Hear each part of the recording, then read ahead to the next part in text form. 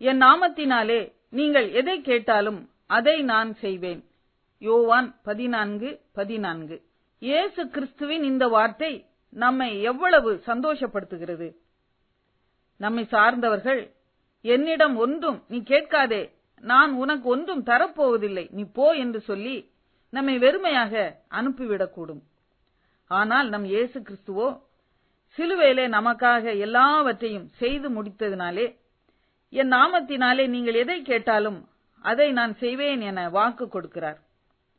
இதுவரைக்கும் நீங்கள் என் நாமத்தினாலே ஒன்றும் கேட்கவில்லை, கேளுங்கள், அப்பொழுது உங்கள் சந்தோஷம் நிறைவாய் இருக்கும்படி பெற்றுக்கொள்வீர்கள்.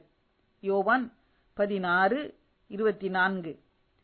ஆம், நாம் கேட்பது கிடைத்து விடும்போது நமக்கு சந்தோஷம் நிறைவாகி விடுகிறதே. அல்லேலுயா. மேலும் நீங்கள் என் நாமத்தினாலே பிதாவினிடத்தில் கேட்டுக்கொள்வது எதுவோ அதை அவர் உங்களுக்கு தருவார் என இயேசு யோவான் 16:23 கூறுகிறார். அந்த நாள் வரைக்கும் தேவனுடைய பிள்ளைகளின் ஜெப வாழ்க்கை வேறு விதமாகவே இருந்தது.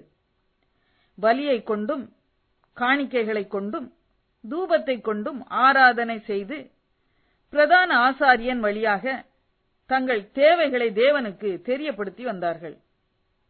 வெள்ளியை கொண்டும் பொன்னை கொண்டும் மீட்கப்பட்டார்கள். ஆட்டுக்கடாவின் இரத்தத்தினாலே சுத்திகரிக்கப்பட்டார்கள். ஆனால் நமது உத்தம பிரதான ஆசாரியராகிய இயேசு கிறிஸ்து பெரிதும் உத்தமமுமான கூடாரத்தின் வழியாய் தமது சொந்த இரத்தத்தினாலும் ஒரே தரம் மகா பரிசுத்த ஸ்தலத்திலே பிரவேசித்து நித்திய மீட்பை உண்டு பண்ணினபடியால் பிதாவை நாம் அடையும் மார்க்கம் மாற்றப்பட்டு இயேசு கிறிஸ்துவே நமது மகிமையான வழியானார். அது முதல் இயேசு நாமத்திலே பிதாவிடம் நாம் ஜெபிக்கும் ஸ்லாக்கியத்தை பெற்றிருக்கிறோம். அல்லேலுயா.